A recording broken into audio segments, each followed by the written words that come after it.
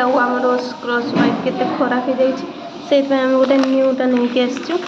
या चल स्क्रोच पैड या आज आम अनबॉक्सिंग करवा ओके या I am very grateful guys कि मत आज स्क्रोच बाइट अनबॉक्सिंग करने को मिलूँ मुझे बहुत खुशी आ बहुत जल्दी ही गला मुझे तो भाभी नी कि एत जल्दी करदेवी ये एबे तार घर हूँ यहीटा हेल्ले दीटा मिलला आमको तो से आम गोटे रखीदेव गोटा रखीदे आगे कम बाय